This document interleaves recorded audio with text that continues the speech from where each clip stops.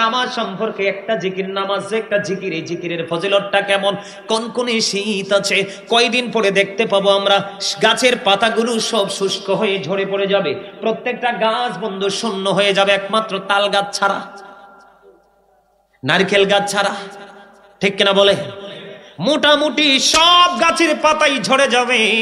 কত চমৎকার খবর! ও বন্ধু, তোমরা হৃদয়ে খুলে শোনো। পাইলে নিরাদাই গো নবী, পাইলে নিরাদাই, পাইলে নিরাদাই গো নবী। দুই কদমে চুমো খাবো, দুই কদমে চুমো খাবো, চরণে ধুলি মাখবো গায়ে। পাইলে নিরাদাই গো নবী, পাইলে নিরাদাই, পাইলে নিরাদাই গো নবী, পাইলে নিরাদাই। আপনারা মনে করতেছেন গজল গাইলে গুনাহ হয়? হাসান ইবনে সাবিত রাদিয়াল্লাহু তাআলা আনহু মসজিদে নববীর মিম্বরে দাঁড়িয়ে দাঁড়িয়ে রাসূলের শান গেয়েছিলেন, রাসূলের জামানা। আমার নবী খুশি হয়ে বলেছেন, আল্লাহ হাসান ইবনে সাবিতকে রুহুল কুদ্দুসের মাধ্যমে সাহায্য করো। আজকে পৃথিবীতে এত গজব কেন জানেন? নবীজির সম্মান ক্ষুণ্ণ করার কারণে। এই বাংলাদেশে এত গজবের কারণ কি জানেন? রাসূলের সুন্নাতকে ছেড়ে দেওয়ার কারণে। আপনি সারা জীবন ফরজ আমল করে আল্লাহকে খুশি করতে পারবেন না যতক্ষণ পর্যন্ত সুন্নাত এবং নফল ইবাদত করতে না পারেন। আমি অত্যন্ত আবেগ দিয়ে গজলটা লিখেছিলাম, এবং যখন লিখেছিলাম তখন আমার চোখের পানি ঝরে ঝরে পড়ছিল। রাতের গভীর রজনীতে রেখেছিলাম। আপনারা একটু সুর দিয়ে গাইবেন। এই তো যে সুন্দর নূর নবীজি, নামটি মধুমাখা, তুমি ছাড়া শূন্য জীবন, আমি যে বড় একা। নবী ছাড়া আমরা একা না? আমাদের কোনো মূল্য নেই নবী ছাড়া। এই তো যে সুন্দর নূর নবীজি, নামটি মধুমাখা, তুমি ছাড়া শূন্য জীবন, আমি যে বড় একা। তোমার প্রেমে গল্প আমি শুনেছি জীবন ভর, তাই তো আমার মনের ঘরে বইছে প্রেমের ঝড়। পথ যে আছি আমি বলেন, পথ যে আছি আমি, কবে দিবা দেখা। এই তো যে সুন্দর নূর নবীজি, নামটি মধুমাখা, পাগল পারা মনটায় আমার কাঁদে নিঝুম রাতে। এই দুনিয়া পাই যদি গো পাব হাসরিতে, নেই তো কোনো ভাবনা রাসূল বলেন, নেই তো কোনো ভাবনা রাসূল, তুমি যাহার সখা। এই তো যে সুন্দর নূর নবীজি, নামটি মধুমাখা, প্রেমিক ছিলেন হাবশীর বেলা, চেহারা তার কালো, হৃদয় জোড়ে ছিল গোড়াসুর তোমার প্রেমের আলো। নবীর প্রেমে ইতিহাসে এই নামটি আছে লেখা। এই তো যে সুন্দর নূর নবীজি, নামটি মধুমাখা, তুমি ছাড়া শূন্য জীব আমি যে বড় একা পথ যে আছি আমি বলেন পথ যে আছি আমি কবে দিবা দেখা এত যে সুন্দর নূর নবীজি নামটি মধুমাখা।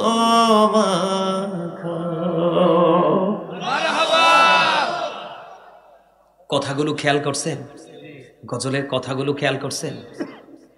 সুবহানাল্লাহ ওয়ালহামদুলিল্লাহ লা ইলাহা ইল্লাল্লাহ সুবহানাল্লাহ ওয়ালহামদুলিল্লাহ লা ইলাহা ইল্লাল্লাহ লা ইলাহা ইল্লাল্লাহ লা ইলাহা লা সুবহানাল্লাহ ওয়ালহামদুলিল্লাহ লা ইলাহা ইল্লাল্লাহ লা ইলাহা ইল্লাল্লাহ লা ইলাহা ইল্লাল্লাহ আরশি কুরসি লৌহ কলম সৃষ্টি জাহান অসিলা সবাই আরশি কুরসি লৌহ কলম সৃষ্টি জাহান অসিলা যে আল্লাহ খুশি হইয়া নাম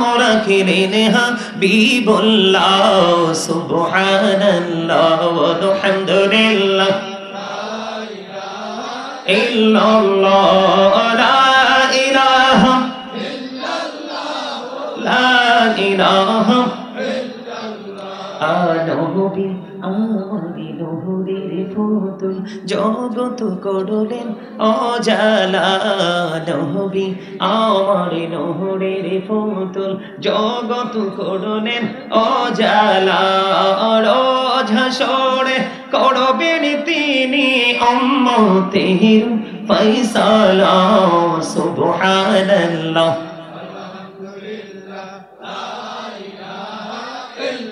লা ইলাহা ইল্লাল্লাহ মুহাম্মাদুর রাসূলুল্লাহ সাল্লাল্লাহু আলাইহি ওয়াসাল্লাম। জিকির যে করছেন ভালো লাগছে নি? কার কার কাছে ভালো লাগছে দুই হাত তুলে দেখান। একদম স্ট্রংলি হাত তুলতে হবে, হাঁটু ভাঙা ধয়ের মতো না। আল্লাহু আকবার।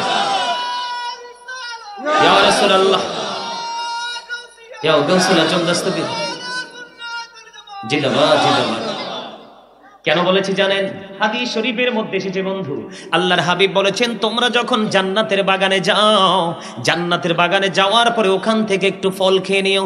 ইয়া রাসূলুল্লাহ ইয়া হাবিবাল্লাহ নবী গো, ও প্রাণের নবী জান্নাতি ফলটা কি গো নবী? আমার নবী বলে দিয়েছেন সুবহানাল্লাহ ওয়ালহামদুলিল্লাহ লা ইলাহা ইল্লাল্লাহ সুবহানাল্লাহ ওয়ালহামদুলিল্লাহ লা ইলাহা ইল্লাল্লাহ লা ইলাহা ইল্লাল্লাহ লা ইলাহা নাও মেরে সাথী নাও মিশিয়া যারে আল্লাহ পাঠাইলেন, নাও মেরে সাথী নাও মিশিয়া যারে আল্লাহ পাঠাইলেন, যে আল্লাহ দোস্ত বলে তাহার প্রেমে মজিলা সুবহানাল্লাহ ওয়ালহামদুলিল্লাহ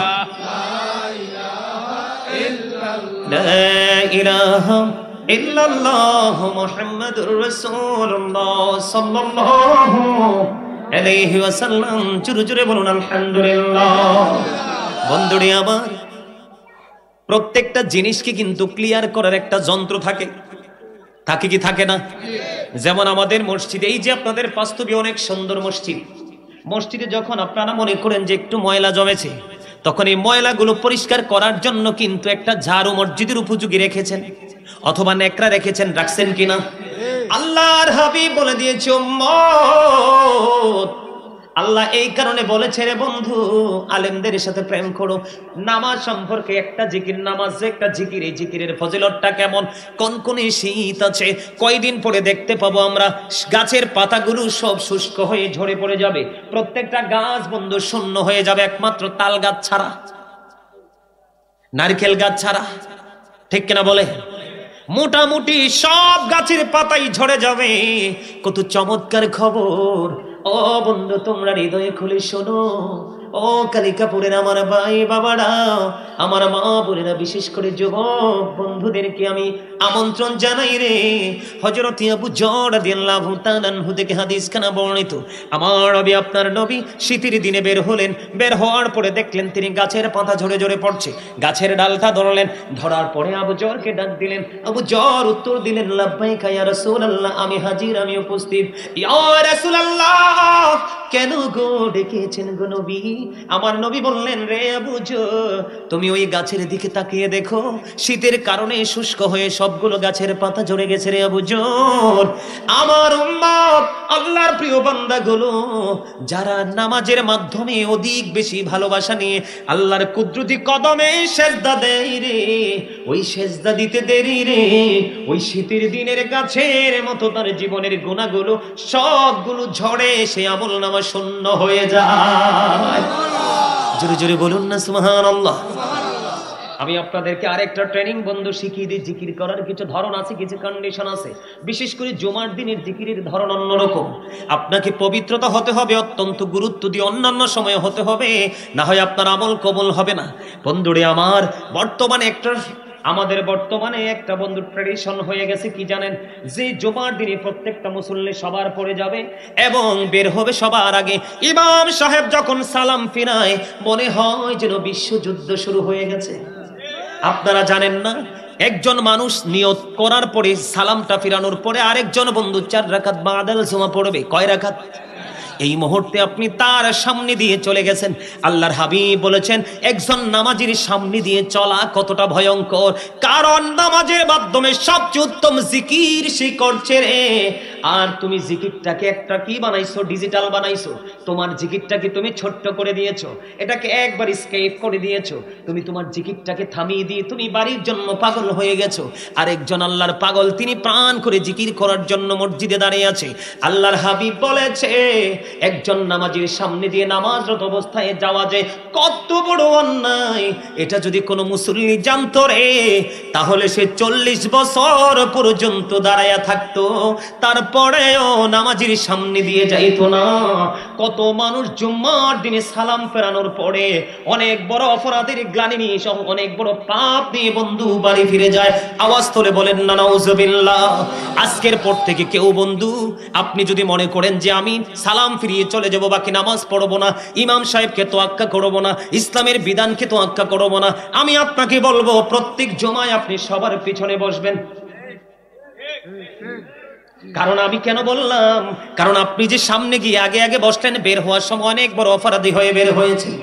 যেই জায়গাতে বন্ধু 40 বছর পর্যন্ত দাঁড়ায়া থাকা উচিত, তারপরেও নামাজের সামনে দিয়ে যাওয়া উচিত নয়, সেই জায়গায় আপনি নিজের গায়ের জোর খাটিয়ে বের হয়ে গেলেন, এটা কখনোই জিকিরের আদব হতে পারে না। কথা বলেন না কেন? আরেকটা অপরাধ মুসল্লিরা করছে, নামাজি হওয়ার পরেও বন্ধু হাজিরা কাতায় তার নাম নাই। প্রত্যেকটা জুমার দিনে আপনাদের মসজিদের 2 গেটের সামনে 2 জন ফেরেশতা দাঁড়ায় হাজিরা খাতা নিয়ে। যিনি প্রথম কাতারে আসছে, কারণ আল্লাহ রাব্বুল আলামিন জানিয়ে দিয়েছেন, হাবিব আপনি জানিয়ে দেন, যিনি প্রথম কাতারে বসবে তার আমলনামায় উট কুরবানির সওয়াব সবার আগে যিনি আসবে। আর যিনি 5 নাম্বার কাতারে, বন্ধু ডিম কুরবানির সওয়াব। দেখছেন নি ক্লাসিফাই কেমন করে করেছেন? কতটা নিম্ন লেভেলের মুসল্লি তিনি। আর যিনি সবার আগে গেলেন তিনি কত উচ্চমানের মুসল্লি। সবচেয়ে বড় ভয়ঙ্কর কথাটা হলো, এরপর থেকে যিনি আসবে তার কোনো কন্ডিশন নেই, তার কোনো পুরস্কার নেই। বলে হুজুর, আপনারা অনেক সময় ইমাম সাহেব যখন খুতবাটা দেয় তখন আপনারা মসজিদে প্রবেশ করেন, হায় রে কপাল পোড়া, তোমরা কেন বুঝো না?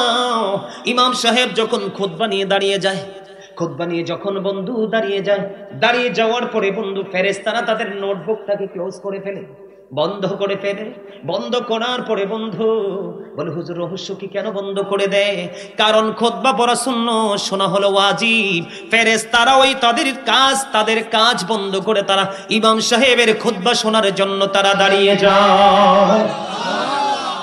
তাহলে হতবাগা মুসল্লি মসজিদে আছে কিনা? কপাল পরা আছে কিনা? শূন্য আমল নিয়ে যায় সেটা আছে কিনা? তবে ব্যতিক্রম মজার, যারা জিকিরের বেশি পাগল, জিকির বিভিন্ন ভাবে করা যায়। বন্ধুরে আমার, জুমার দিনে যেই ব্যক্তি সবার আগে মসজিদে আসবে এবং সবার পরে বের হবে, আল্লাহর হাবিব বলেছেন মসজিদ থেকে বের হয়ে তার বাড়ি যাইতে যতগুলো কদম লাগবে, কতগুলো কি লাগবে? কদম বলি বা কাইক, আমরা কি বলি? কাইকো তো বলি না, একবারে লোকাল গ্রামের ভাষা কায়েক বলি। আল্লাহর হাবিব জানিয়ে দিয়েছেন আপনার বাড়ি যাইতে যতগুলো কদম লাগবে, প্রত্যেকটা কদমের বিনিময় আলাদা আলাদা করে আপনার আমল নামায় 1 বছরের নফল ইবাদতের সওয়াব দেওয়া হবে। একটা কদমে 1 বছরের ইবাদতের সওয়াব, নফল ইবাদত। তাহলে 100টা কদম লাগলে 100 বছরের নফল ইবাদতের সওয়াব। হায়াত কিন্তু আমি 100 বছর পাননি। সুবহানাল্লাহ বলেন না কেন? আরে জোরে বলেন না সুবহানাল্লাহ। তাহলে এগুলো একটু মাথায় রেখে চলবেন। এবার আসেন যে ওয়াজটা মূলত করার জন্য এসেছিলাম বন্ধু, যে ওয়াজটা মূলত করার জন্য এসেছিলাম আমি, আজকে পবিত্রতা নিয়ে আলোচনা করব। কারণ বাংলাদেশে অসংখ্য মুসল্লি ডিজিটাল, ওমা কথা কয় না, একবারে দেখতে হ্যান্ডসাম লাগে, একবারে হিরো, কিন্তু বসে তো প্রস্রাব করতে পারে না। দুর্ভাগ্যজনক হলেও সত্য। কথা বলেন না কেন? বুঝেন না কথা? এখন অনেকে রাগ হবে, বলে হুজুর এতক্ষণ লাইনটা তো ভালো ছিল, এখন তো ক্রসিং হয়ে যাচ্ছে। বন্ধু, শত্রুতা করে বলছি না, কাউকে বিহীন করে বলছি না, এসেছি মূলত আপনাদেরকে উপদেশ দেওয়ার জন্য। তোমরা ভিতর আসো না, এই কুয়াশার মধ্যে খোলা আকাশের নিচে দাঁড়াইছো, অসুস্থ হয়ে যাবা। ভিতর আসো, আসো আসো, সবাই ভিতর আসো। একেবারে শেষ প্রান্তে চলে আসছি। আমার দিকে তাকান। আল্লাহ রাব্বুল আলামিন বলেছেন ইন্নাল্লাহা ইউহিব্বুত তাওয়াবিন ওয়া ইউহিব্বুল মুতাহহিরিন। নিশ্চয়ই আল্লাহ রাব্বুল আলামিন যারা তওবার মাধ্যমে পবিত্র হয় এবং নাপাকি দূর করার মাধ্যমে পবিত্র হন, আল্লাহ ওদেরকে ভালোবাসে। এটা আল্লাহর কথা। তার মানে পবিত্র যারা, তাদেরকে আল্লাহ ভালোবাসেন। বলেছেন কে? আমার দিকে তাকান। বলেছেন কে? আল্লাহর হাবিব বলেছেন। এটা হলো আল্লাহর ওয়াজ। আর আল্লাহর হাবিব কি বলেছে দেখেন। আল্লাহর হাবিব বলেছেন লা তুকবালু সালাতুম বিগাইরি তুহুর ওয়ালা সাদাকাতিম মিন গুলুল। আল্লাহর হাবিব বলে দিয়েছেন পবিত্রতা ছাড়া কখনো আমল কবুল হয় না, আর হালাল টাকা না হইলে কখনো দানও কবুল হয় না। আওয়াজ তুলে বলেন না নাউজুবিল্লাহ। তাহলে আমল করার আগে, জিকির করার আগে প্রস্তুতিটা খুব শক্তভাবে নিতে হবে। বর্তমানে আমরা নামাজ পড়ার পরেও মিথ্যা ছাড়তে পারি না, নামাজ পড়ার পরেও সুদ ছাড়তে পারি না, নামাজ পড়ার পরেও মা বাবার কলিজায় আগুন দেওয়া বন্ধ নেই। নামাজ পড়ার পরেও সামাজিক অস্থিতিশীল অশান্তি বন্ধু বিরাজমান আছে, আছে না নাই? সমস্যাটা কোথায় লুকায়িত? আল্লাহ না বলেছেন ইন্না সালাতা তানহা আনিল ফাহশাই ওয়াল মুনকার, নামাজ মানুষকে খারাপ কাজ থেকে বাঁচিয়ে রাখে।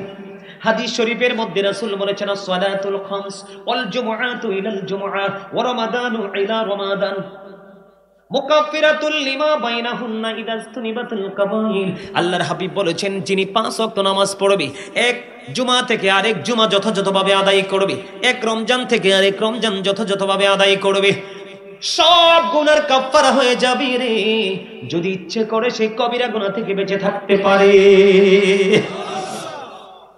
ওয়াজ মজা পান না? কার কার কাছে ভালো লাগে? আলহামদুলিল্লাহ বলেন। আপনারা একটু মাঝে মাঝে একটু সাড়া দিবেন না? ইয়া রাসূলুল্লাহ, জিন্দাবাদ জিন্দাবাদ। আমাদের ডাক্তার সাহেব ঠিক আছে, উনি কিন্তু আমার আব্বার ডিয়ার ফ্রেন্ড। উনি আলহামদুলিল্লাহ করুন। আমি তো আইসা খুঁজা পাই না, একজনকে দেখে চিনতে পারছি, ওই যে লাল দাড়ি, আমাদের বাসার সামনের মসজিদে তিনি প্রতিদিন ওই যে কালেকশনটা করে আর কি। ওই যে আপনার নামটা কি জানি? ওয়ালাইকুম সালাম ওয়া রাহমাতুল্লাহ। আপনারাও সালামের জবাব দেন না, উনি সালাম দিছে তো। সৈয়দ মোল্লা, অত্যন্ত ধৈর্যের সাথে কাজটা করেন। আমি কি একটু পবিত্রতা নিয়ে আলোচনা করব? বর্তমান সময় সবচেয়ে বেশি যে বিষয়টা জরুরি আপনাদের জানার, আপনাদের বোঝার, কেন জানেন? সম্মানিত উপস্থিতি, আমাদের যুব সমাজ ধ্বংস হয়ে যাচ্ছে। কারণ এটা এদের দোষ না, তো এটা এদের দোষ না। এরা তো হুট করে বড় হয়নি, ওরা ধীরে ধীরে হাঁটি হাঁটি পা পা করে বড় হয়েছে। এই যে বড় হওয়া, ধীরে ধীরে বড় হয়েছে, বড় হওয়ার পাশাপাশি কিন্তু তাদেরকে আল্লাহ রাসূল কিন্তু কিছু ট্রেনিং শিখাতে বলেছে। আমরা কিন্তু ব্যর্থ পিতামাতা, তাদেরকে সে ট্রেনিং দিতে পারেনি, কারণ আমরা তো সেটা জানি। তাদেরকে অপমান গিরে ফেলবে, বাউলাস নামক জাহান্নামের দিকে তাকে টেনে হেসড়ে নিয়ে যাওয়া হবে। তাদের জন্য খাবার বরাদ্দ করে আছে বন্ধু। আল্লাহর হাবিব বলেছেন সেই খাবারটার নাম হলো তিনাতুল খাবাল। ইয়া রাসূলুল্লাহ, ইয়া হাবিবাল্লাহ, তিনাতুল খাবালটা কি গো? আমার নবী বলে দিয়েছেন এই তিনাতুল খাবালটা হলো আরেকটা জাহান্নামের নিংড়ানো রক্ত পূজত বাঘাম। এত আস্তে ওয়াস্ত বুঝেন নাই? একটা পাপি মরে পচে লিকুইড হয়ে যাবে, ওই যে ম্যাঙ্গো জুস খান না, ওই রকম লিকুইড হয়ে যাবে। একটা জাহান্নামী লিকুইড হবে, আরেকটা জাহান্নামী গড়ে উঠবে, তার জন্য সেটা খাবার। ওই যে শুরুতে বলেছি লা ইয়ামুতু, মরতে পারবা না, ফিহা ওয়ালা ইয়াহইয়া, বাঁচতেও পারবা না, ওমা হুম আনহা বিগাইবিন, পালিয়ে যেতেও কি করবে সেদিন? এই অভিশপ্ত পোশাক কি পরা দরকার?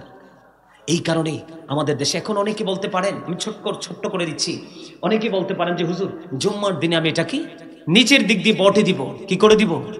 আমি মেনে নিলাম আপনি নিচের দিক দিয়ে থেকে বটে উঠিয়ে দিবেন, কিন্তু উপরটাকে বৈধ করবেন কেমনে? কারণ এই প্যান্টটা জন্মই হয়েছে ছোট্ট হয়ে। হাজার চেষ্টা করলে আপনি উপর দিয়ে উঠাতে পারবেন না, বলে হুজুর ঢাকা থাকবে। হাজার ঢাকা থাকলেও আল্লাহ কি দেখবে না? আল্লাহ যে আপনাকে অর্ডার দিলেন, এই যে আমার দিকে তাকান, কখন একটা বিষয়কে আল্লাহ ফরজ করে দেন বান্দার উপর, যেটা অনেক বেশি জরুরি হয়, গুরুত্বপূর্ণ হয়। এই যে নাভি বরাবর অথবা নাভির উপরে রাখা পোশাক পুরুষের জন্য, ইমানদারদের জন্য, আর নিচে দিয়ে টাকনুর উপরে রাখা, এটা একজন ইমানদার পুরুষের জন্য ফরজ। নাউজুবিল্লাহ বলেন আরো জোরে। অনেককে দেখা যায় শুক্রবার দিন অনেক টকটকে লাল জামা পরে আসেন, একেবারে টকটকে লাল জামা মাকরুহ তাহরিমি, হারামের অন্তর্ভুক্ত, পুরুষের জন্য এটা হালাল নয়। আল্লাহ রাসূলের সামনে দুইজন ব্যক্তি, এক ব্যক্তি দুইবার রাসূলকে সালাম দিয়েছেন। আল্লাহর হাবিব একবারও তার সালামের জবাব দেননি। রহস্য উদ্ঘাটন করতে গেলেন, যাওয়ার পরে আল্লাহর হাবিব কেন সালামের জবাব দেয়নি, আল্লাহর হাবিব বলেছেন তার পরনে দুইটা লাল জামা ছিল, এই জন্য আল্লাহর হাবিব অনেক বেশি রাগান্বিত হয়েছেন তার সালামের জবাব। আপনারা শখ করেও শ্বশুর বাড়ি থেকে বা বিদেশ থেকে আসলে কখনোই কোনো স্বর্ণের আংটি বা স্বর্ণের চেইন, বিন্দু পরিমাণ স্বর্ণ পরা পুরুষের জন্য হালাল নয়, নারীদের জন্য হালাল। লাল কাপড় পুরুষের জন্য হারাম, নারীদের জন্য হারাম নয়, তাদের জন্য হালাল। নারীদের পোশাক পরছে পুরুষ, পুরুষের পোশাক পরছে নারী, উভয়কে আল্লাহর হাবিব লানত করেছেন, অভিশপ্ত করেছেন। নাউজুবিল্লাহ বলেন। বন্ধুরে আমার, এবার আমার দিকে তাকান। জুমার দিনের আর একটা ভয়ঙ্কর কারণ হলো ম্যাক্সিমাম মানুষেরই বন্ধু নামাজ হয় না, ওযু হয় না। বলে কেমনে? বলেন, আমি দেখতে পাই বিশেষ করে জিন্স প্যান্ট পরে যারা আসে, অনেক সময় ম্যাক্সিমাম ছেলেরাই দাঁড়িয়ে প্রস্রাব করে দেয় রাস্তার পারে। লজ্জা শরম তো নাই, কারণ যার লজ্জা নাই তার যার লজ্জা নাই তার ইমান নাই, যার ইমান নাই তার আমলের কোনো ভ্যালু নেই। চতুর্পাশে ফাউন্ডেশন যদি শক্ত থাকে ছাদ টেকবে, ফাউন্ডেশন ঠিক না থাকলে যেমন ছাদ টেকানো সম্ভব না, ছাদটা না টিকলে বসবাস করা সম্ভব না, ঠিক কিনা বলেন? ঠিক তেমনি ভাবে আপনার ইমানের ফাউন্ডেশনটা শক্ত রাখতে হবে। বন্ধু আমার দিকে তাকান। শুক্রবার দিনে তাৎক্ষণিকভাবে বন্ধু অনেকে প্রস্রাবটা করে পানি খরচ করে মসজিদে চলে যায়, যে হুজুর তো নামাজে দাঁড়িয়ে গেছে। আছে না নাই? এতদিন যেই কায়দায় আপনারা প্রস্রাব করেছিলেন, আজকে থেকে কায়দাটা চেঞ্জ করে দেখবেন। আপনি পানি খরচ করবেন না বন্ধু, হাতে টিস্যু রাখবেন, একটু হাঁটার পরে দেখবেন প্রস্রাব ঝরে ঝরে পড়ছে। যার বন্ধু প্রস্রাব করার পরে 100% পবিত্র হতে পারবে না, তার নামাজ আল্লাহর দরবারে কবুল হবে না। যেমন আমি আপনাদেরকে যদি এক্সাম্পল দেই, সাদ বিন মুআজ রাদিয়াল্লাহু তাআলা আনহুর ইন্তেকালের পরে আমার নবী সাহাবায়ে কেরামদেরকে নিয়ে তার কবরের পাশে গিয়ে দোয়া করতে থাকলেন। ইয়া রাসূলুল্লাহ, তার কবরের পাশে এসে দোয়া করার কারণ কি, তাসবিহ তাহলিল পাঠ করার কারণ কি? আপনারা আমার প্রাণের নবী ডেকে ডেকে বললেন তার কারণ হলো, আমার দিকে তাকানো বন্ধু, তার কারণ হলো সে এত বেশি আমল জীবনে করেছে, তার ইন্তেকালের পরে তার জানাজায় 70,000 ফেরেশতা অংশগ্রহণ করেছে। ইয়া রাসূলুল্লাহ, ইয়া হাবিবাল্লাহ নবী গো, ও প্রাণের নবী, তারপরেও তার কবরের পাশে দাঁড়িয়ে দাঁড়িয়ে তাসবিহ তাহলিল কেন গো? আমার নবী বলেছেন সে প্রস্রাব করার পরে পবিত্রতার উপর তার খেয়াল কম ছিল, এই কারণে তার কবরের আযাব হওয়ার সম্ভাবনা রয়েছে। আমি নবীর জন্য সাহাবায়ে কেরামদেরকে নিয়ে তাকে দোয়া করে দিলাম, আল্লাহ তার কবর আযাব বন্ধ করে দেয়। আমার এই কথাই হাদিস শরীফ থেকে কি কিছু বুঝতে পারছেন? আপনি নামাজি হয়েছেন ঠিকই, কিন্তু প্রস্রাব করার পরে যদি পবিত্র হতে না পারেন, আপনি কখনোই কি হতে পারবেন না, নামাজ আল্লাহ পর্যন্ত পৌঁছাতে পারবেন না বন্ধু। এবার আসেন এই যে ওযু করতে যান, অনেক সময় দেখা যায় বন্ধু মসজিদের ট্যাপটা ছেড়ে দিয়ে 5 থেকে 10 লিটার পানি পর্যন্ত একজনে খুলে দেয়, ছেড়ে দেয়, আছে না নাই? আমার দিকে তাকান। অনেক সমস্যা আমাদের মাঝে, কারণ এগুলোর তোয়াক্কা আমরা করছি না, নিজের মতো করে চলছি। হযরতে সাদ রাদিয়াল্লাহু তাআলা আনহু যখন ওযু করতেছেন, আমার নবী বললেন অপচয় করো না, অপচয় করো না। ইয়া রাসূলুল্লাহ, ওযুতেও কি অপচয় আছে? আমার নবী বললেন যদি তুমি সমুদ্রের কিনারায় যদিও ওযু করো, তারপরেও তুমি অপচয় করিও না। তার মানে কি, তুমি যদি নদীর কিনারায় বসে নদীর পানি দিয়েও যদি তুমি ওযু করো, তারপরেও পানি তুমি অপচয়। বলে হুজুর তার মানেটা কি? আল্লাহর হাবিব ওযু করেছেন মাত্র 1 লিটার পানি দিয়ে, সুবহানাল্লাহ বলেন না। গোসল করেছেন মাত্র 4 লিটার পানি দিয়ে। আমরা এত বেশি পানি অপচয় করি ওযু এবং গোসলের ক্ষেত্রে, সেটার জবাব আল্লাহর দরবারে দিতে হবে বন্ধু। আপনি যদি যথা নিয়মে রাসূলের দেখানো পদ্ধতিতে আপনি ওযু করতে পারেন, নামাজ পড়তে পারেন, আপনার জীবনের গুনাহ বন্ধু আল্লাহ মাফ করে দিবে। আর জোরে কন্না সুবহানাল্লাহ। আর একটু মহব্বতে পড়ুন। আপনি আল্লাহ রাসূলের দেখানো পদ্ধতিতে যদি ওযু করতে পারেন, নামাজ পড়তে পারেন, আর যদি সাক্ষী দিতে পারেন লা ইলাহা ইল্লাল্লাহ, আল্লাহ ছাড়া কোনো মাবুদ নেই, তিনি এক, এই সাক্ষী যদি দিতে পারেন মুহাম্মদ রাসূলুল্লাহ সাল্লাল্লাহু আলাইহি সাল্লাম আল্লাহর প্রিয় বান্দা এবং রাসূল, এই সাক্ষী যদি আপনি দিতে পারেন যথাযথ নিয়মে ওযু করে নামাজ পড়ে, আল্লাহর হাবিব বলে দিয়েছেন ওই পবিত্র নিয়মে যে ব্যক্তিকে আল্লাহ রাসূল যে সিস্টেমটা শিখিয়ে দিয়েছেন ওইভাবে যদি সে ওযু করতে পারে, তার জন্য 8টা জান্নাতের দরজা কাল কিয়ামতের দিন খোলা থাকবে, সে যেটা দিয়ে মন চায় সেটা দিয়ে ঢুকতে পারবে। তাহলে আয়েশা হুট করে প্রস্রাব করে মসজিদে ঢুকবেন নি, নাকি একটু ধীরে আস্তে একটু ব্যায়াম করে এক্সারসাইজ করে ভালো করে আপনি যখন মনে করবেন যে না আমার আর প্রস্রাব আসার কোনো সম্ভাবনা নেই, তখন আপনার নামাজ 2 রাকাত 1 রাকাত চলে গেছে, অসুবিধা নাই। 3-4 রাকাত নামাজের সময় জুমার দিন না শুধু অন্য সময় ধরেন 3 রাকাত নামাজ চলে গেছে, চলে যাক। আপনি যদি আখিরি বৈঠকে যে যুক্ত হতে পারেন তারপরেও জামাতের সওয়াব পাবেন, কিন্তু আপনি অপবিত্র অবস্থায় যদি প্রথম রাকাত থেকে যুক্ত হন, আপনার এই নামাজ আপনাকে কোনো ফল দিতে পারবে না। জোরে জোরে বলেন না সুবহানাল্লাহ, আর জোরে বলেন না সুবহানাল্লাহ। তাহলে ওযুটা সুন্দর করে করার দরকার আছে না নাই? বন্ধুরে আমার নবী গেলেন মেরাজে, হযরতে বেলাল পৃথিবীর জমিনে আমার নবী জান্নাতের দিকে নজর দিয়ে চাইয়া দেখলেন হযরতে বেলালের কদমের ছাপ দেখা যায় জান্নাতে। আমার নবী আশ্চর্য হয়ে গেল, ব্যাপার কি রে? বেলাল তো এখনো ইন্তেকাল করেনি, জান্নাতের মধ্যে বেলালের কদমের ছাপ, পায়ের ছাপ আমি দেখতে পাইলাম। নবীজি মেরাজের কার্যক্রম সম্পন্ন করে পৃথিবীর বুকে কদম বাড়িয়ে দিলেন। হযরত বেলালকে প্রশ্ন করলেন, বেলাল রে বলে দে না তোর জীবনে কি এমন আমল করেছো রে বেলাল? তোমার জীবনে কি এমন আমল করেছো যে আমলের কারণে তোমার মর্যাদা এত বেশি বৃদ্ধি হয়েছে? আমি বেলাল জান্নাতে তোমার কদমের ছাপ দেখেছি।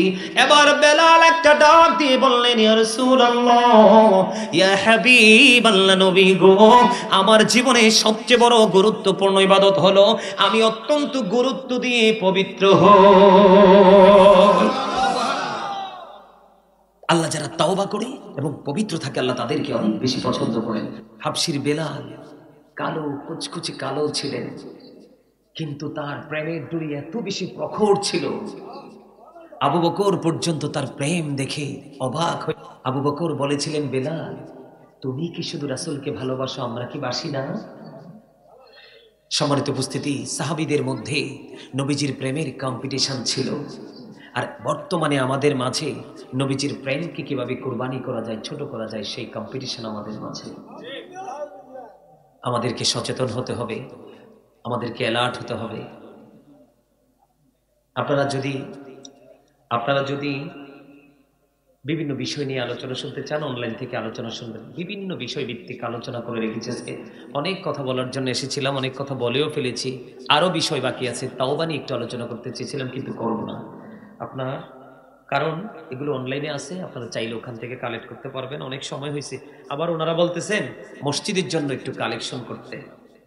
আপনারা কি মসজিদের জন্য একটু দান করবেন? জি ইনশাআল্লাহ।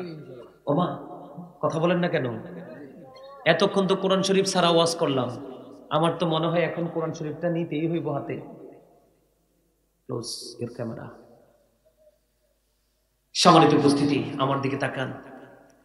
একেবারেই কোরআন শরীফের যে দ্বিতীয় পৃষ্ঠা, প্রথমে আছে কি? সূরা ফাতিহা।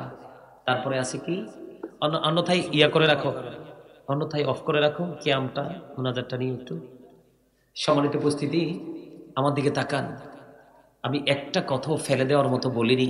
অনেক গবেষণা, অনেক অ্যানালাইসিস থেকে আপনাদেরকে শোনানোর চেষ্টা করেছি, কারণ আপনারাও কিন্তু আমার আপন মানুষ। কারণ বন্ধুরে আমার, আল্লাহর হাবিব সরকারি মদিনা তিনি বলে দিয়েছেন, কেউ যদি প্রত্যেকটা জুমার দিনে মদিনা নবীর সাথে প্রেমের ডুরি লাগাইয়া মাত্র 80 বার যদি দরুদ পড়তে পারে, তার 80 বছরের সগীরা গুনাহ আমার আল্লাহ মাফ করে দেয়। সে দরুদ পড়েছি, আপনারা বন্ধ করে রেখেছেন জবানটা বন্ধু। হযরত আনাস রাদিয়াল্লাহু তাআলা আনহু থেকে হাদিস খানা বর্ণিত। হাদিস খানা এসেছে বন্ধু দাইলামি শরীফের মধ্যে। আমার নবী, আপনার নবী, দু জাহানের বাদশা নবী, তিনি বলে দিয়েছেন, নারী হোক বা পুরুষ হোক, যুবক হোক বা যুবতী হোক, তোমরা সবাই হৃদয় খুলে শোনো, কালিকা পড়ো, পাঁচথবির মানুষ, হৃদয় খুলে শোনো বন্ধু, আজকে ঘুমিও না। আমি আমার মা বোনদেরকে বলবো, মা গো আজকে ঘুমিও না। ওই মুরাকাবা যেমনি করে, ইতিকাফ যেমনি করে একটা রুমের মধ্যে জানালার পাশে বসে বসে শোনো। আমার নবী বলেছেন, কেউ যদি মদিনার নবীর সাথে প্রেমের ডুরি লাগাইয়া প্রতিদিন 1000 বার যদি কেউ দরুদ পড়তে পারে রে, আমার নবী বলে দিয়েছেন, সে জান্নাত না দেখা পর্যন্ত তার মরণ হবে না। দরুদ is the most excellent prayer Muslim religion. ধর্মাবলম্বীদের জন্য গুরুত্বপূর্ণ মহা ইবাদত হলো নবীর প্রেমের দরুদ। যেই দরুদ না পড়লে নামাজ পর্যন্ত শূন্যের উপর ঝুলতে থাকে। জোরে জোরে কন্যা আল্লাহু আকবার। বন্ধুরে আমার, সবচেয়ে ভয়ঙ্কর জায়গা হলো অসংখ্য মুসলমান কাল কিয়ামতের দিন ইমানদারেরা, মুমিনেরা, মুত্তাকিরা দেখতে পাবে বন্ধু, আল্লাহ রাব্বুল আলামিন ফুলচেরাতের পোলের উপর উঠতে দেরি আল্লাহর কুদরতি হাত দিয়ে ধাক্কা দিয়ে ফুলচেরাতের পোলের নিচে জাহান্নামে ফেলে দিতে দেরি করবে না। কিন্তু জিবরাইল আলাইহিস সালাম কথা দিয়েছেন, কেউ যদি ফরজ ওয়াজিব তোমার উপর যে আমলগুলো বর্তিয়ে দিয়েছেন আল্লাহ এবং আল্লাহর হাবিব, ওই আমলগুলো করার ফাঁকে ফাঁকে যদি সকাল টু সন্ধ্যা দিন ভর যদি প্রাণের নবীকে ভালোবাসিয়া দুরূদ পড়তে পারো রে, নবীজির কদমে যদি সালাম পৌঁছে দিতে পারো, আপনার আমার প্রাণের নবী বন্ধু এতটা দামি, এতটা নিয়ামত আল্লাহ নিজে যাকে বলেছেন হাবিবুল্লাহ। জিবরাইল আলাইহিস সালাম বলে দিয়েছেন, 30,000 বছরের রাস্তা হবে ফুলচেরাতের ফল, চুলের চাইতে চিকন হবে, হীরার চাইতে দার হবে, উপরের দিক দিয়ে আগুনটা নিচের দিকে ঝুলন্ত থাকবে, নিচের দিক দিয়ে উপরের দিকে ধাও ধাও করে আগুন টরতে থাকবে। এমন এক ভয়ঙ্কর, এমন এক প্রতিকূল অবস্থার মধ্যে আমি জিবরাইল নবীর দরুদ পড়নেওয়ালা প্রেমিকের জন্য স্পেশাল নিউজ দিয়ে দিলাম। আমি জিবরাইল দায়িত্ব নিয়ে নিলাম রে, আমি জিবরাইল ওই ফুলচেরাতের পল আমি নিজেই পার করে দিব। আজরাইল বন্ধু এত বড় ভয়ঙ্কর, ফেরেশতাদের মধ্যে সবচেয়ে ভয়ঙ্কর হলো আজরাইল। আজরাইল কথা দিয়েছেন, কেউ যদি প্রাণের নবীকে ভালোবেসে ফরজ ওয়াজিবের আমলের ফাঁকে ফাঁকে কোনো টাইম নাই, কোনো টেবিল নেই, কোনো সময় নেই, পবিত্র অবস্থায় শুধু নবীর প্রেমের দুরূদ, নবীর প্রেমের নবীকে সালাতু সালাম জানাতে পারবা, আমি আজরাইল কথা দিলাম রে, আমি তোমার মৃত্যুটাকে এমন সহজ করে জানটা কবজ করব, যেমনি ভাবে নবী রাসূলের প্রাণ আমি কবজ করেছি। জোরে জোরে কন্যা সুবহানাল্লাহ। আপনাদেরকে আল্লাহ কি জবান দিয়েছে চা দোকানে বসে বসে চা খাওয়ার জন্য আর মানুষের বদনামের করার জন্য? শপিং মলে গিয়ে গিয়ে বন্ধুদের সাথে অপ্রাসঙ্গিক গল্প করার জন্য? কেন দিয়েছে জানেননি? জানেন না? কারণ জানবেন কেমন করে? পৃথিবী আমাদেরকে মাতাল করে দিয়েছে। এই পৃথিবীর একজনের দোতলা ভবন আর একজনের ভাঙা ঘর, সে তো পাগল হয়ে গেছে। সে কি সুদের মাধ্যমে না ঘুষের মাধ্যমে না মানুষ খুনের মাধ্যমে টাকা আসবে, টাকা আনবে, পাগল হয়ে গেছে বন্ধু। কিন্তু আসল কর্মের খবর নাই। কথা বলেন না কেন? এই যে জবানটা দিয়েছে কেন জানেননি? আল্লাহ বলেছেন ফাযকুরুনি আযকুরকুম। আল্লাহ বলেছেন remember me then I will remember you. Allah বলেছেন তোমরা আমাকে স্মরণ করো, আমি তোমাদেরকে স্মরণ করব। আল্লাহ আপনাকে আমাকে জবান দিয়েছে আল্লাহর জিকির করার জন্য। আল্লাহ বলেছেন তুমি যখন আমার জিকির করবা, আমি আল্লাহ তোমার জিকির করব। বন্ধু ও কালিকাপুর পাঁচতুবি গ্রামের মানুষ কোথায় রে? যে আল্লাহ নিজে বলেছেন তোমরা আমার জিকির করো, আমি তোমাদের জিকির করব, এর চাইতে উত্তম আর কোনো ওয়াজ হতে পারে না। ঠিক কিনা বলে বন্ধুরি আমার? কেমন করে জিকিরটা করব? আল্লাহ বলেছেন ইয়া আইয়ুহাল্লাযীনা আমানু যকুরুল্লাহা যিকরান কাসীরা ওয়াসাব্বিহুহু বুকরাতান ওয়াসীলা। আল্লাহ বলেছেন ঈমানদারগণ তোমরা বেশি বেশি করে আল্লাহর জিকির করো, সকাল টু সন্ধ্যা আল্লাহর পবিত্রতা বর্ণনা করো জোরে জোরে সুবহানাল্লাহ। ফাযকুরুল্লাহা কিয়ামান, তোমরা দাঁড়িয়ে আল্লাহর জিকির করো, ওয়া কুউদান বসে আল্লাহর জিকির করো, ওয়া আলা যুনুবিকুম তোমরা শুয়ে শুয়ে আল্লাহর জিকির করো। তারপরেও জিকির ছাড়া যাবে না। তবে জিকিরটার নিয়ামতটা কি, জিকিরটার ফজিলতটা কি বন্ধু? এই যে আমরা আজকের এই জলসার মধ্যে বসেছি, এখানে নামাজি আছে, বেনামাজি আছে, সুদখোর আছে, ঘুষখোর আছে, ইমানদারও আছে, আছে না নাই? সব প্রজাতির মানুষ নিয়ে আমরা এখানে বসেছি। যেই প্লেসটাকে বলা হয় লোকাল প্লেস। ঠিক কিনা বলেন বন্ধুরি আমার? আল্লাহর হাবিব জানিয়ে দিয়েছেন তোমরা পৃথিবীর বুকে যেই জলসায় বসে আল্লাহর জিকির করো, আল্লাহ রাব্বুল আলামিন তার চাইতে উত্তম জলসায় তোমাদের জিকির করে। কেউ যদি আল্লাহর দিকে জিকির করে করে 1 বিঘা পরিমাণে গিয়ে যায়, আল্লাহ তার দিকে 1 গজ পরিমাণে গিয়ে আসে। কেউ যদি আল্লাহর দিকে 1 হাত পরিমাণে গিয়ে যায় জিকির করতে করতে, আল্লাহ তার দিকে 2 হাত পরিমাণে গিয়ে আসে। কেউ যদি হেঁটে হেঁটে আল্লাহর তালাশ করে জিকির করতে করতে, আল্লাহ বলে দিয়েছে হাবিব আপনি জানিয়ে দেন আমার বান্দা সারা জীবন তপস্যা করে আমি আল্লাহকে খুঁজে পাবে না, যদি আমি আল্লাহ নিজে যদি তাকে ধরা না দেই। আমার বান্দা যখন জিকির করতে করতে আমার দিকে হেঁটে আসতে চায়, আমি আল্লাহ কথা দিলাম তার কাছে দৌড়ে এসে ধরা দে। জোরে জোরে বলুন না সুবহানাল্লাহ। ইয়া রাসূলুল্লাহ জিন্দাবাদ জিন্দাবাদ। স্লোগানটাও সুন্দর হয় না? উনি এক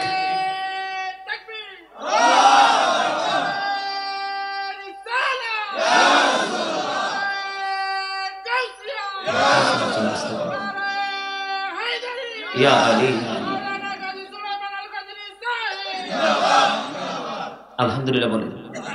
ডাক্তার সাহেব একা যে আওয়াজ দিছে, আপনারা সবাই যদি ওনার সাথে একাত্মতা পোষণ করতেন, জান্নাতের বাগানটা মুখরিত হয়ে যেত আর শয়তানগুলো আমাদের থেকে দূরে চলে যেত। আজকে আপনারা যারা জান্নাতের বাগানে এসেছেন তারা যে বিজয়ী জানেন? কেমনে জানেন বলতে পারবেন? আপনার এই জান্নাতের বাগানে আসতে পেরেছেন, এটাই আপনাদের বিজয়। কারণ আল্লাহ বলেছেন ইন্না কাইদা শাইতানি কানা দাঈফা। আল্লাহ বলেছেন শয়তান ডিসিপশন ইজ ভেরি উইক।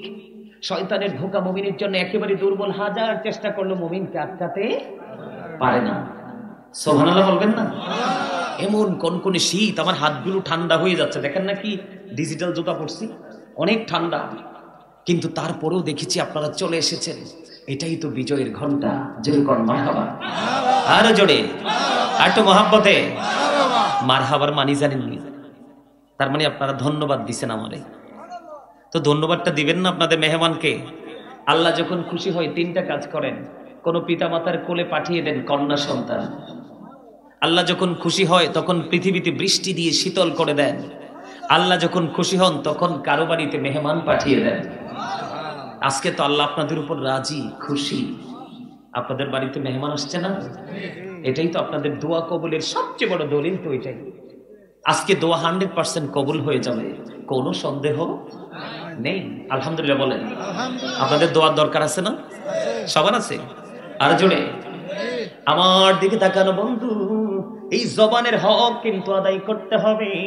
আপনার বডির মধ্যে 360টা পার্টস আছে, এগুলোর হক আপনাকে পৃথিবীতে থেকে আদায় করে যেতে হবে, অন্যথায় জান্নাত বন্ধু নসিবে জুটবে না। এই জন্য আল্লাহর হাবিব বলে দিয়েছেন, আল্লাহর হাবিব সরকারে মদিনা তিনি জানিয়ে দিয়েছেন যোগ্য এবং দক্ষ আলেমের সাথে তোমরা সম্পর্ক করো, তোমাদের কোনো গ্লানি বইতে হবে না। আর আল্লাহ কি বলে দিয়েছেন, আমার দিকে তাকান, আল্লাহ বলে দিয়েছেন join with my dear people, come to my paradise. সুবহানাল্লাহ বলেন না? আল্লাহ বলেছেন join with my dear people, আমার প্রিয় লোকদের সাথে যুক্ত হও, কাম টু মাই প্যারাডাইস, আমার জান্নাতে চলে আসো। আল্লাহর কোরআনের ভাষাটা হলো ফাদখুলি ফি ইবাদি ওয়াদখুলি জান্নাতি। আর জোরে বলেন না আল্লাহু আকবার। বন্ধুরে আমার, উবাইদুল্লাহ রাদিয়াল্লাহু তাআলা আনহু বললেন, ইয়া রাসূলুল্লাহ, আমার জন্য ইসলামের বিধিবিধান তো অনেক হয়ে গেছে, আপনি আমাকে একটা স্পেশাল আমল শিখিয়ে দেন, যে আমলটা আমাকে অনেক দূর এগিয়ে নিয়ে যাবে। এবার আমার নবী তার জিহ্বার দিকে ইশারা করে বললেন, তুমি বেশি বেশি করে মাওলার জিকির করো। জোরে জোরে কন্যা সুবহানাল্লাহ। হাদিস শরীফের মধ্যে এসেছে জিকির কিন্তু অন্তর দিয়েও করা যায়, জবান দিয়েও করা যায়। আল্লাহর হাবিব সমাধান দিয়ে দিয়েছেন, জবান এবং কলব দুটো মিলিয়ে যে জিকিরটা করা হয়, ওই জিকির হলো সবচেয়ে উত্তম জিকির। বৈজ্ঞানিক যারা গবেষক যারা, তাদের গবেষণার ইনস্টিটিউট থেকে বের হয়েছে বন্ধু, জিকিরের আরেকটা ফজিলত হলো, ও বন্ধু, জিকির যত করবা তোমার হার্ট তত বেশি স্ট্রং থাকবে। বর্তমানে মানুষ বেশি বেশি করে হার্ট অ্যাটাক করে মারা যায়, স্পট ডেড, জাগাত শেষ। কথা বলে না? আমি কি ভুল বলছি কোনো কথা? বন্ধু, জায়গা শেষ হয়ে যায়, কারণ জিকা ইজ দা হার্ট মেডিসিন। জিকির হলো হার্টের ওষুধ। আপনি যত বেশি জিকির থেকে দূরে থাকবেন, আপনার সবগুলো বন্ধু কি হয়ে যাবে? উইক হয়ে যাবে। আপনার জীবনের সফলতা কোনোভাবে সম্ভব না। আপনারা সবাই সামনে আসেন, আমার সাথে সামনে আসেন। ওই যে পিছনে দাঁড়ায় রয়েছে, জায়গা হবে না, আসেন সবাই। এই যে ভাই আসেন, সামনে আসেন, এই যে জায়গা আছে তো, আসেন সবাই আসেন, আমার সাথে জিকির করতে করতে আসেন। লাহুমুল বুশরা, তাদের জন্য সুসংবাদ, ফিল হায়াতিদ দুনিয়া, দুনিয়ার জীবনে, অফিল আখিরাহ, এবং পরকালের জীবনে। জোরে জোরে কন্যা সুবহানাল্লাহ। আপনি কিন্তু ঈমানদার হয়েছেন, অদৃশ্যের যা কিছু বিশ্বাস করার কথা সবই আপনি বিশ্বাস করেছেন।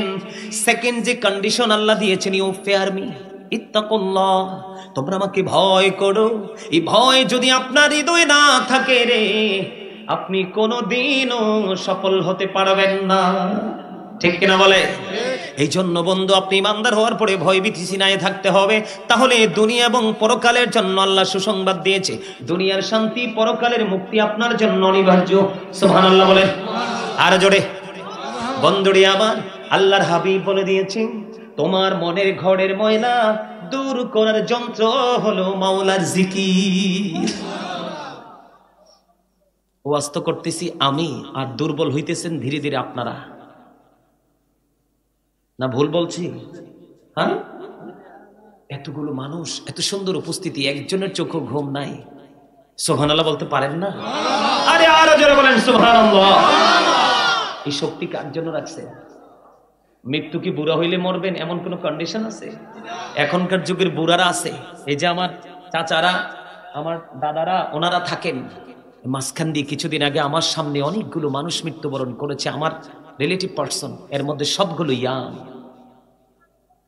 কারণ এই মুরব্বীদের অন্তর এখনো খুঁজলে ম্যাক্সিমাম মুরব্বীদের অন্তর খুঁজে পাওয়া যায় আল্লাহ রাসূলের প্রেম ভালোবাসায় ভরা, আর ম্যাক্সিমাম যুবক যুবতীদের অন্তর হিংসা, নোংরামি আর আত্মগরিমায় ভরা। আপনাদের এই যুব সমাজের জন্য বেশি দিন পৃথিবী টিকবে না। বিশেষ করে উন্নত দেশের কথা বলি না, কারণ ওরা তো ইহুদি। আল্লাহ বলেছেন, ইন্নাল কাফিরিনা কানু লাকুম আদুওয়াম মুবিনা। আল্লাহ বলেছেন, the heretics are the eternal enemy of the believers. ঈমানদারদের প্রকাশ্য শত্রু হলো বেঈমান কাফেরেরা। বেঈমান কাফেরদের জন্য আল্লাহ বলেছেন, উইদ্দাতিল কাফিরিন, ওদের জন্য বরাদ্দ করে রেখেছি জাহান্নাম। আল্লাহ বলবে, গো টু হেল, জাহান্নামে চলে যাও একেবারে। ফাইনালি তারা কোনোদিন জাহান্নাম থেকে মুক্তি পাবে না। কিন্তু আমাদের ফিউচার আছে, আমাদের ব্যাকগ্রাউন্ডটাও আছে, ঠিক কিনা বলেন? অতীতও আছে, বর্তমানও আছে, ভবিষ্যতও। কিন্তু তাদের ভবিষ্যৎ নেই। তা আমরা তো তাদেরকে ফলো করতে পারি না। হিন্দু, খ্রিস্টান, বৌদ্ধ, ইহুদি, নাসারা, যত ধর্মাবলম্বী আছে, প্রত্যেকটা ধর্মাবলম্বীর ক্রিয়েট করেছে শয়তান। ইতিহাস খোলেন অথবা ইতিহাসবিদদের সাথে সম্পর্ক করেন, যুক্ত হন, অ্যানালাইসিস করেন, স্টাডি করেন। কারণ আপনি মুসলমান, আপনাকে বিশ্বাস করতে হবে আমি চলে যেতে হবে, আমি এখানে থাকার জন্য আসিনি। আল্লাহ রাব্বুল আলামিন আপনাকে আমাকে পরীক্ষার জন্য পৃথিবীতে পাঠিয়েছেন।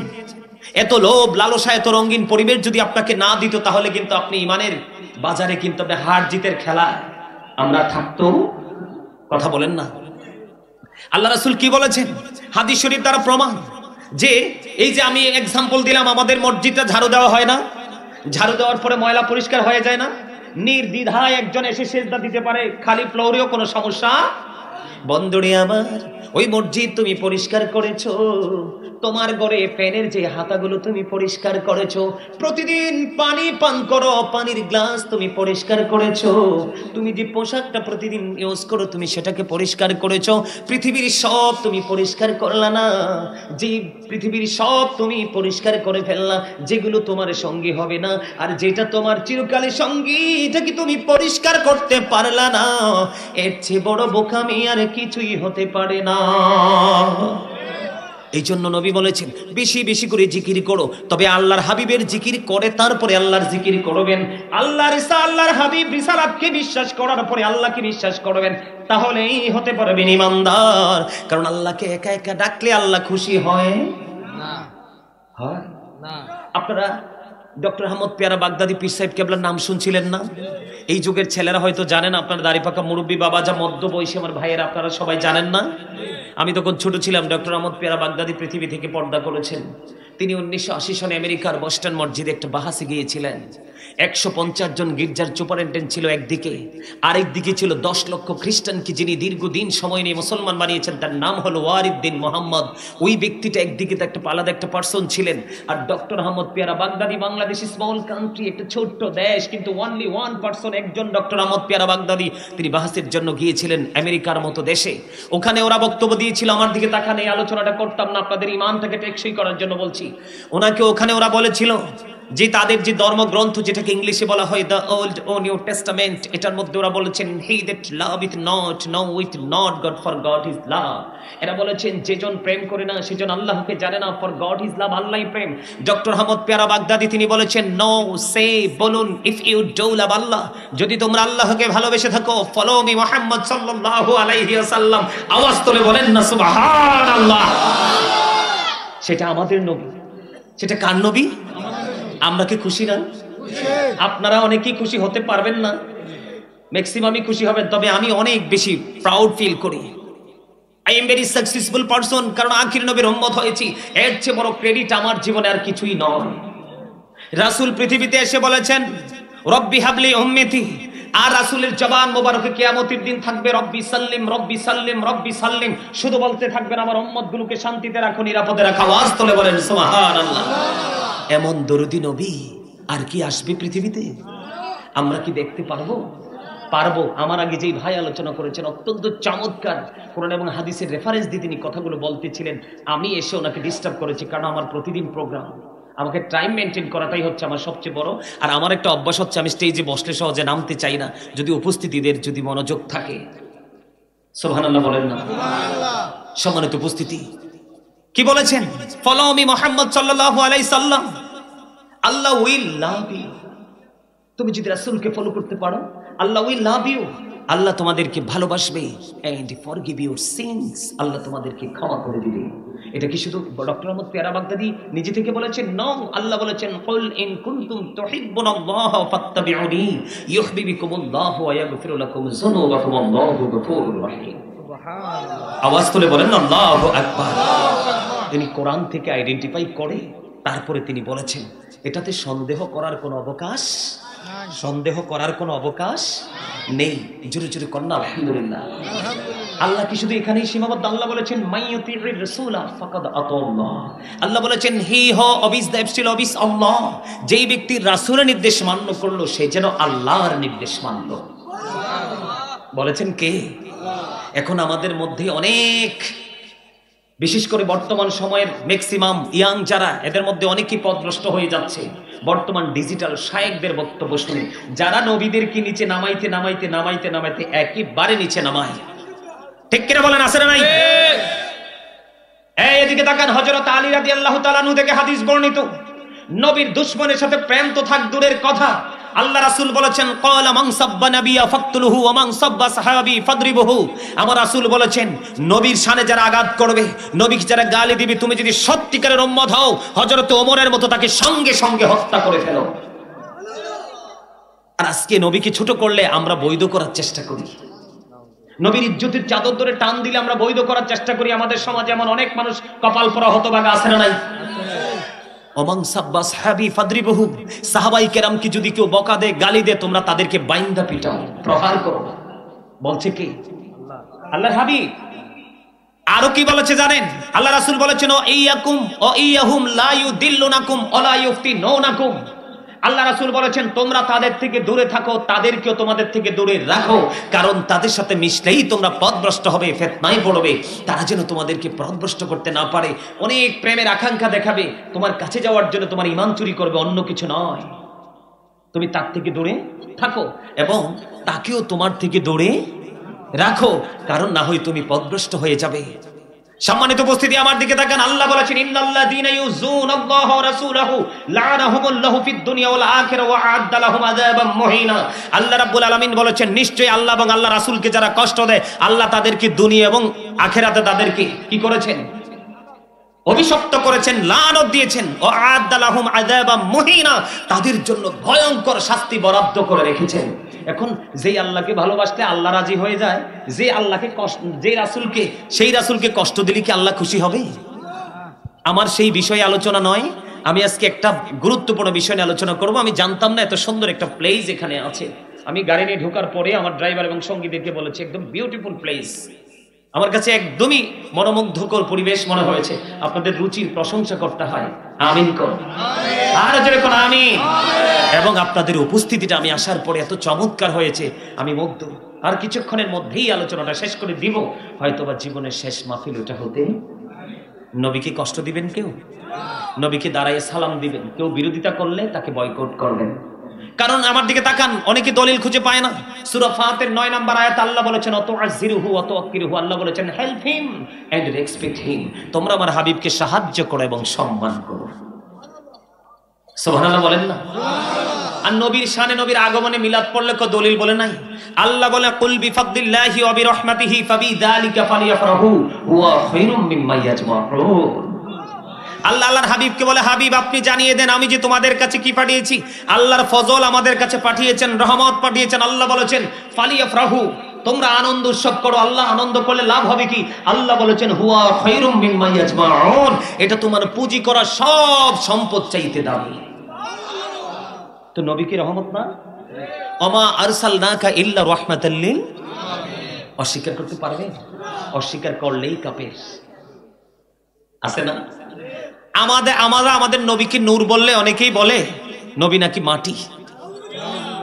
তারা আসলে কোরআন সম্পর্কে সঠিক জ্ঞান নাই। মানুষ কয়েক রকম ভাবে তৈরি হয়েছে, এর মধ্যে ব্যতিক্রম তো আল্লাহর হাবিব। কারণ মাটির তৈরি একমাত্র আদম ও সফিউল্লাহ,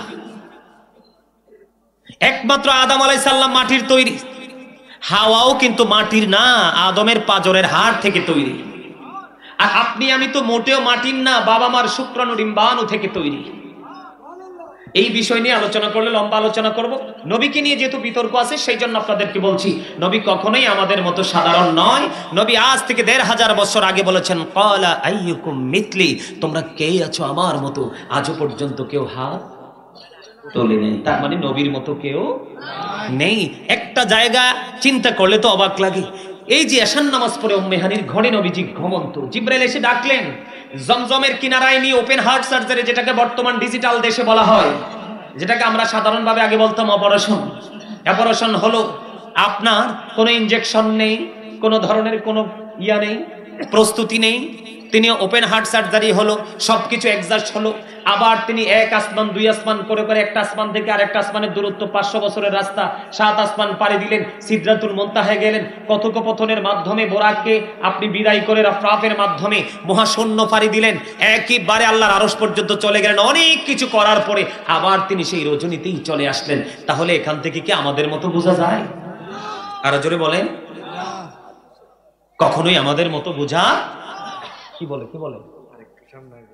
ভাইজান, আপনাদেরকে আরেকটু রিকোয়েস্ট করব, এই জায়গাটাতে একটু খালি আছে, আপনারা এইদিকে চলে আসেন। বিশেষ করে এই যে এই কর্নারে যে যুবক ভাইয়েরা আছো, তোমরা এদিকে চলে আসো। তোমরা যারা এদিকে আসছো এখানে চলে আসো। তোমরা এই কর্নার থেকে এখানে চলে আসো, আমার কাছাকাছি চলে আসো। আসো আসো, এই যে মানুষ ধীরে ধীরে আসতেছে, ওনারা কিন্তু বসতে পারবে না। সুন্নাহ কি? কথা বলবেন না প্লিজ, ডোন্ট ডিস্টার্ব মি। আমি বলি সুন্নাত কাকে বলে? সুন্নাত ওইটাকে বলে আমি বসার পরে আমার ভাই বসতে পারছে না, তাকে বসতে দিব।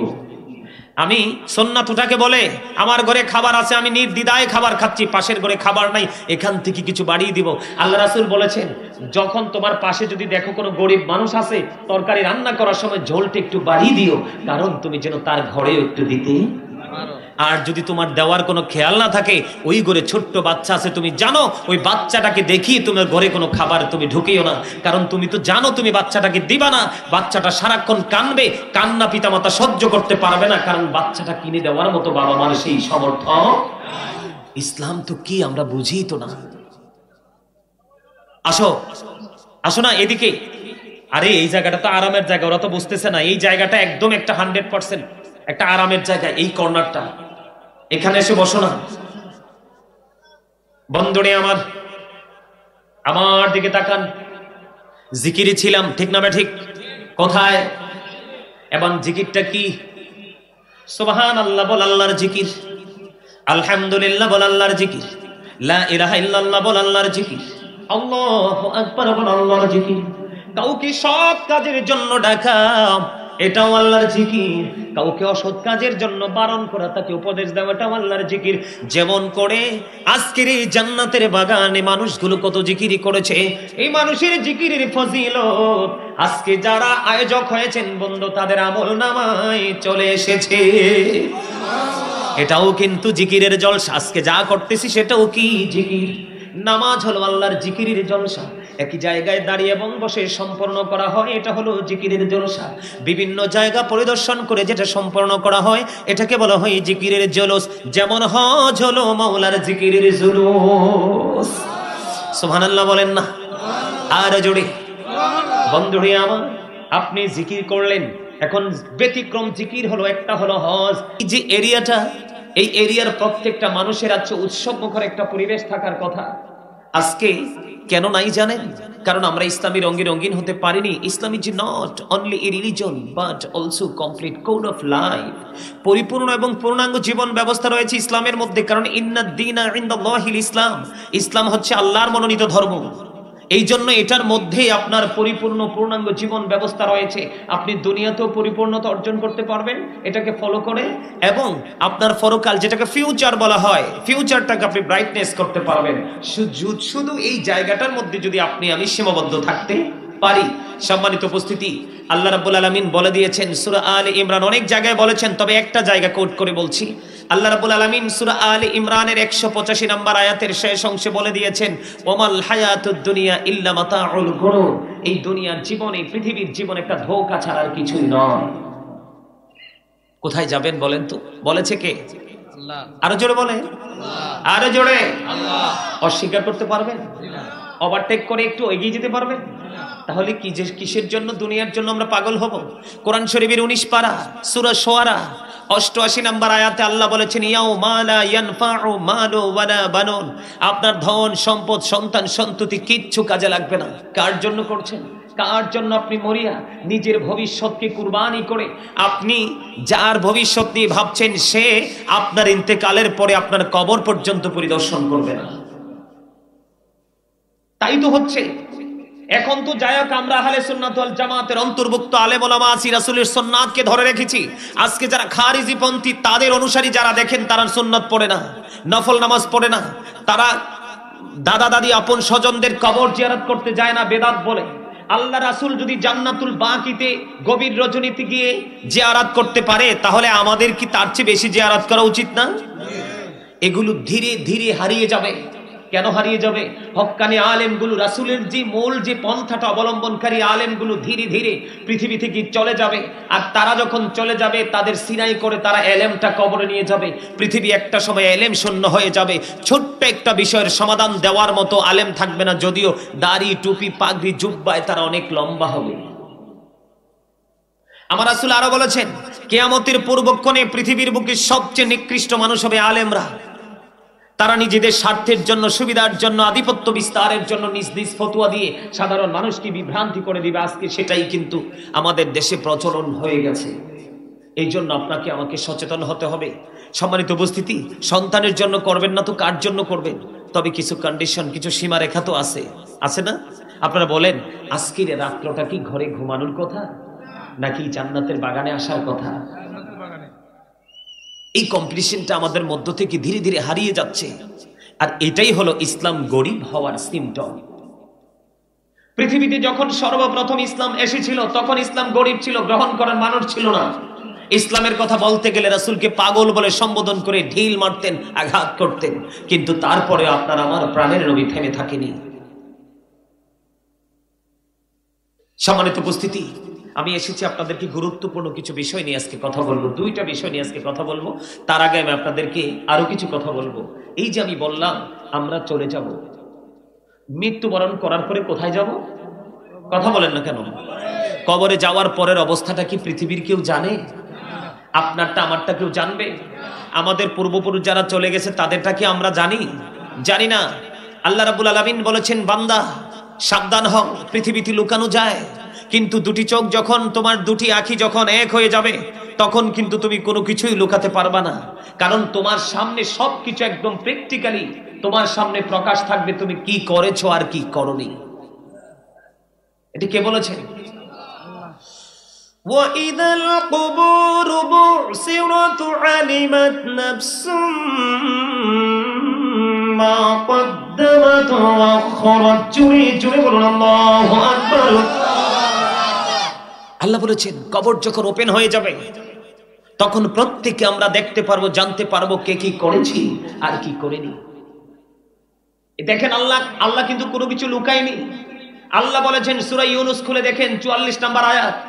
আল্লাহ বলেছেন, ইন্নাল্লাহা লা ইয়াজলিমুন নাস শাইয়্যা ওয়ালাকিন্নান নাস আনফুসাহুম ইয়াজলিমুন। আল্লাহ বলেছেন, আল্লাহ doesn't wrong his slave, we are the ones who do wrong। আল্লাহ বলেছেন, আল্লাহ আল্লাহর বান্দার উপর জুলুম করে না, অত্যাচার করে না, বান্দা নিজেই নিজের উপর অত্যাচার করে। সূরা ইউনূস 44 নম্বর আয়াত কোট করে বলছি, মুখস্থ করে যান, আগামীকালকে অথবা আজকে মাহফিল শেষে বাড়ি গিয়ে তালাশ করবেন। সত্যিকারে আল্লাহ রাসূলের পাগল যারা, পরকাল নিয়ে ভাবে যারা, তারা কিন্তু হুজুরদের কথা শোনার পরেই কিন্তু পাগল হয়ে যায়। এটা আসলে সত্যায়িত কিভাবে করা যায়? আল্লাহ বলেছেন, আল্লাহু লা ইউহিব্বুজ জালিমিন। যারা জালেম আল্লাহ তাদেরকে পছন্দ করেন না। ওমানিজ জালিমিনা মিন আনসার। তারা যখন বিপদে পড়ে আল্লাহ বলেছেন, আমি তাদের জন্য কোনো সাহায্যকারী রাখি না। যেমনটি করোনা কালে দেখেছেন না, কত হাজার হাজার কোটি টাকার মালিক। আমার সামনেও করোনা রোগীর মৃত্যু দেখেছি আমি। একটা সেকেন্ড লাগেনি, বাসার সামনে অ্যাম্বুলেন্স। আমি এশার নামাজ পড়েছি, ওনার যখন শুনলাম যে করোনা পজিটিভ, ওনাকে দেখার জন্য আসলাম। ওনার বিবি এবং ছোট মেয়েটা ইউনিভার্সিটিতে পড়ে। ওই মেয়েটা দরজা থেকে শুধু আপনার এই যে গেটটাকে ওভারটেক করে বের হয়েই সে কি করবে, আপনার গাড়িতে অ্যাম্বুলেন্সে উঠাবে। আমি দেখলাম হঠাৎ করে দুজন দুই দিকে ধরে ওনাকে সামনের দিকে এগিয়ে নিচ্ছে। হঠাৎ করে তিনি মাথাটা কি করে ফেললো, একবারে নিচের দিকে করে ফেললো। তখন আমি একেবারে আরো নিচু হয়ে আমি ওনার দিকে তাকিয়ে দেখলেন জিহ্বাটা এক সাইড করে কামড় দিয়েছে। আমি তখনই বলেছি উনি মৃত্যুবরণ করেছে। ইন্না লিল্লাহি ওয়া ইন্না ইলাইহি রাজিউন। এত বড় বাড়ি, ছেলেরা বিদেশে সেটেল, বউ নিয়ে ছেলেরা বিদেশে থাকেন, কিন্তু ওনার লাশটা কবরে রাখার জন্য দুইজন মানুষকে 2000 টাকা করে 4000 টাকা দিতে হয়েছে, শুধু জাস্ট উপর থেকে নিচে নামিয়ে তাদের কাজ শেষ। নাউজুবিল্লাহ বলবেন না? এটার জন্য দায়ী কে? আমরা। কারা? আমরা।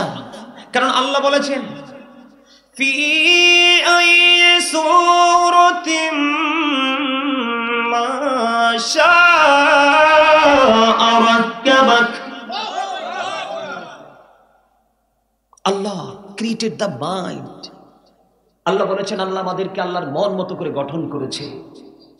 আচ্ছা, যাদেরকে মানুষ মন মতো করে তৈরি করে তাদেরকে কি ধ্বংস করে কেউ? তখনই তাকে ধ্বংসের জন্য পাগল পারা হয়ে যায় যখন সে ধ্বংসস্তূপে পরিণত হয়ে যায়।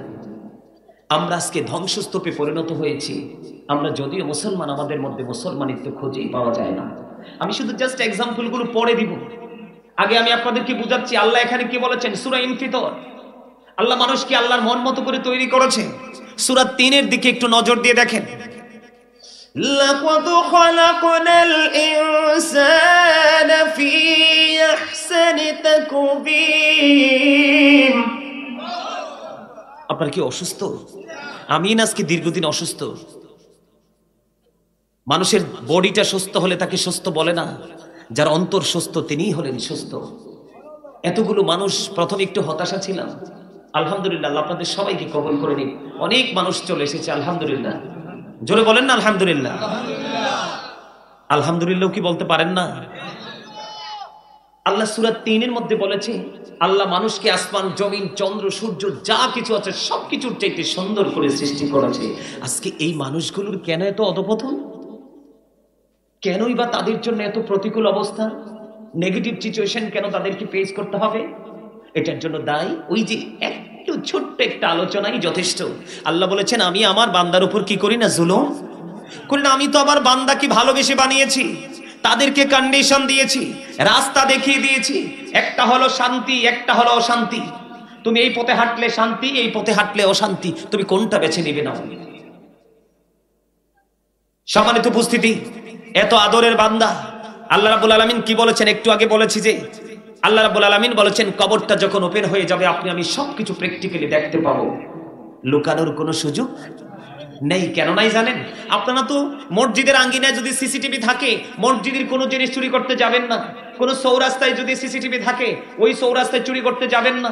যখন শপিং মল বা কোনো কোলাহল পরিবেশে সিসিটিভি থাকে, আপনারা সেই জায়গায় ভয়ও যান না। কিন্তু চিরস্থায়ী সিসিটিভি যে আপনার দুই কাঁধে দুইটা আছে, সেটা তো পরোয়াই করেন না। তাহলে আমি কি আমাদেরকে বোকা বলবো নাকি বুদ্ধিমান বলবো? বোকা।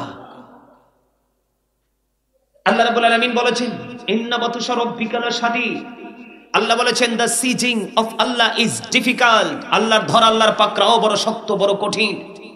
আল্লাহ বলেছে, বান্দা আমি তোমাদের কাছে সবকিছু ওপেন করে দিব, তোমরা প্র্যাকটিক্যালি সবকিছু কি করতে পারবে? দেখতে পারবে, লুকানোর কোনো সুযোগ। কিন্তু দেখার পরে তুমি ভয়ে আতঙ্কে পালিয়ে যাবে? No, impossible. আল্লাহ রাব্বুল আলামিন বলেছেন, ইন্না বাতুশা রাব্বিকা লাশাদীদ। আল্লাহ বলেছেন, আল্লাহ বান্দাকে ধরবে খুবই শক্ত ভাবে, যেটা পিছলানো খুবই সহজ নয়। আল্লাহ বলেছেন, ইন্নাল্লাহা সারিউল হিসাব। Allah is quick to take account. Allah হিসাব গ্রহণে অত্যন্ত তৎপর। ধরবে খুব শক্তভাবে, ধরার পরে হিসাবটাও নেবে খুব শক্তভাবে। কিন্তু সবচেয়ে বড় ভয়ঙ্কর কথা হলো, এই পৃথিবীতে যখন প্রতিকূল অবস্থা তৈরি হয়ে যায়, তখন কিন্তু আমরা বন্ধু বান্ধব, আত্মীয় স্বজন, শুভাকাঙ্ক্ষী খুঁজে পাই। কিন্তু পরকালটা এতটাই ভয়ঙ্কর, যাদের জন্য ফিউচারটা ভয়ঙ্কর হবে। আল্লাহ বলেছেন, লা ইয়ামুতু, people will not die that day. সেদিন মানুষ মরতে পারবে না। আল্লাহ বলেছেন, ফিহা ওয়ালা ইয়াহইয়া, people will not be able to live that day. সেদিন মানুষ বাঁচতেও পারবে না। আল্লাহ বলেছেন, ওমা হুম আনহা বিগাইবিন, people will not be able to escape that day. সেদিন মানুষ সেখান থেকে পালাতেও পারবে না। জোরে জোরে বলবেন না আল্লাহু আকবার। বাঁচতেও পারবেন না, মরতেও পারবেন না, পালাতেও। প্রকাশ থাকবে সব, অস্বীকারও করতে পারবেন না। আবার দেখার পরে ভয়ে দৌড়ে পালাতেও পারবেন না। আল্লাহ বলেছেন, অত্যন্ত শক্ত শিকল দিয়ে বেঁধে দিব এবং হিসাবটাও দিতে হবে। কারো জন্য জান্নাত কিয়ামত পর্যন্ত, জান্নাতটা চিরকালের জন্য বরাদ্দ, আবার কারোর জন্য জাহান্নাম। আমি আপনাদেরকে বিরক্ত করে আলোচনা করব না। আল্লাহ রাসূল মুসল্লিদেরকে, শ্রোতাদেরকে বিরক্ত করে আলোচনা করতে নিষেধ করেছে। আমি অল্প সময়ের মধ্যে ছোট্ট ছোট্ট টপিকস আকারে আপনাদের সামনে যে আলোচনাটা করার জন্য প্রস্তুতি নিয়ে এসেছি, আমি সেইটুকু আলোচনা করব। আবারও প্রত্যাশা করব আপনারা অত্যন্ত ধৈর্যের সাথে হৃদয় উজাড় করে কথাগুলো একটু শুনবেন এবং এই শোনার পর থেকে বাস্তব জীবনে বাস্তবায়ন করবেন। আল্লাহ যেন কবুল করে সকলে বলেন আমিন। সম্মানিত উপস্থিতি, ফার্স্ট টাইম যেটা নিয়ে একটু বলবো, আমি যখন দুরূদ পড়েছি, আপনারা অনেকেই কিন্তু দুরূদ পড়েননি। আপনারা এতটাই মনে হয়েছে ইউ আর ভেরি উইক, একেবারে দুর্বল আপনারা। কেন?